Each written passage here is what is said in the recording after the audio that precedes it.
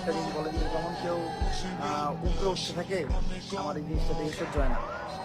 আমরা ভিডিও মানে বাংলাদেশের মানুষ তো রোস্টিং কন্টেন্ট বুঝি না। Wake up to reality. যেহেতু শুরু করছে ওর রোস্টিং ও শুরু করছে, চিন্তায় ও শুরু করছে, উমরও যদি চিন্তায় হয় সেই দায় বিল্লাল নেবেন। আসসালামু আলাইকুম গাইস, কি অবস্থা সবার? কেমন আছো সবাই? আশা করি আল্লাহ তাআলার রহমতে অনেক ভালো আছি। সো আমি আলহামদুলিল্লাহ। আজকে ভিডিওটা যেমন থাম্বনেল দেখা বুঝে গেছে ভিডিওটা কোন টপিক হইতাছে। হ্যাঁ ভাই, তোমরা সবাই অবগত আছো যে গত কয়েকদিন আগে উমর ফায়ার দর্শকগুলোর একটা কন্ট্রোভার্সি লাগছিল। সেটা উমর ফায়ারের নতুন ভিডিওতে সে যে একটা বইয়ের পিক আপলোড দিয়েছিল শয়তান ধরার গর্জন নামে, আর দর্শকগুলোর বইয়ের নাম ছিল হৃদয় ভাঙার গর্জন। এটা নিয়ে দর্শক বিল্লার এবং উমর ফায়ারের মাঝে অনেক কন্ট্রোভার্সি হয়েছিল। সো এই কন্ট্রোভার্সি রেশ কাটতে না কাটতেই আমরা দেখতে পাচ্ছি আবারও নতুন করে একটা কন্ট্রোভার্সি শুরু হয়েছে। পর আমাদের দর্শক বিল্লাহ ভাই বলতেছে যে উমর ফায়ার যদি অন্য কোথাও থেকে গায়েব হয়ে যায় সে দায় নাকি দর্শক বিল্লাহ নেবে না। সো কত বড় হেডা মরা প্লেয়ার হয়ে গেছে বুঝতে পারতেছো তোমরা। তো চলো দেখে আসি কি নিয়ে কন্ট্রোভার্সি লাগছে তাদের। উমরের কিছু ফ্যান ফলোয়ার, আমরা ঠাকুরগাঁও আসছিলাম, ফান্ড কালেক্ট করতেছি, মানবিক কাজ করতেছি, বাট তারা আমাদের এখানে ডিস্টার্ব করছে, সিনক্রেট করছে। এন্ড উমর এটার মধ্যে জড়িত। হয়তো ঠাকুরগাঁও আসছে, পোস্ট দেখছে, তার কিছু ফ্যান ফলোয়ারকে বলছে যে বিলাল ভাই যাচ্ছে অথবা যাবে, ডিস্টার্ব করো যাতে কাজ না করতে পারে। আমি বলতেছি আগামী 24 ঘন্টার মধ্যে উমরের ফ্যান ফলোয়ারদের দৃষ্টি আকর্ষণ করছি, ওরা কি করবে জানি না, বাট উমর যদি এটা নিয়ে কথা না বলে, মাফ যদি না চায়।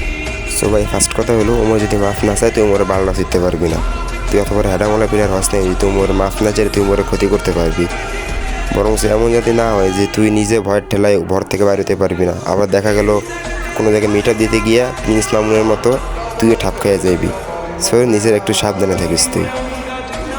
তুই উমর ফায়ারের ট্রেড দিতেছস, বাকি 63 জেলা ঢুকতে দিবি না। আচ্ছা দেখি কি বলছ তুই। লাস্ট ওয়ার্নিং, বাকি 63 জেলা তুমি পা রাখতে পারবে না। ওরে বাবা রে, বাকি 63 জেলা তুই তোর বাপরে নাকি রে বাইন মাস? বাকি 63 জেলা কি তোর বাপের? যদি বাকি 63 জেলা তুই উমর ফায়ারে ঢুকতে দিবি না, কথাবার্তার লজিক ঠিক করিস তুই। তোরা যেসব লজিক দিয়ে কথাবার্তা বলো, যেসব লজিক বর্তমান খায় না বলাখানে, পাবলিক এতটা বোধেই না, তোদের ওসব লজিকে পাবলিক মাথা ঘামাই। আচ্ছা দেখি উমর ফায়ার কি জানে কিনা তাকে কেন বয়কট করা হয়েছে। বয়কট আমি ভাই জানি না, আমি বয়কট কি লেগেছে এটাও জানি না। মানে মানুষ তো কারণ জানা উচিত, আমি বয়কট কি লেগেছে এটাও আমি জানি না। আমি এখনো জানি, স্টিল আমি জানি না। আমি জাস্ট ওই জিনিসটা দেখছি যে আমার ফলোয়ার মানে একজন আমার মেলে লিখে বড় করে লেখা পাঠাইছে, আমার ফলোয়ার নাকি ই করছে, চিন্তাই করছে। এখন ভাই কে চিন্তাই করছে এটা আমার ফলোয়ারে গেছে গা। কালকে একজন দর্শন করবো, হ্যাঁ আমি দর্শন মামলা খাবো, মানে আমার ফলোয়ারে দেবো গা। বাংলাদেশে যে কোনো অকারেন্স করলে উমরের ফলোয়ার। সো ভাই দেখো, আমি যদি আমার কথা বলতে চাই, সো উমর ফায়ারের অতটা সময় নেই যে দর্শক বিল্লারের মতো কুত্তার লাগায় কন্ট্রোভার্সি করবে। ঠিক আছে, কুত্তার কাজ ঘিয়ে করা ওই কি করতেই থাকবো দর্শক বিল্লার। আগামী 24 ঘন্টার মধ্যে উমরের ফ্যান ফলোয়ারদের দৃষ্টি আকর্ষণ করছি, ওরা কি করবে জানি না, বাট উমর যদি এটা নিয়ে কথা না বলে, মাফ যদি না চায়। ভাই ওই কি সস্তা মস্তা কিছু খায় রে ভাই? ওই কোন ডেট ফেল মাল খায় রে ভাই?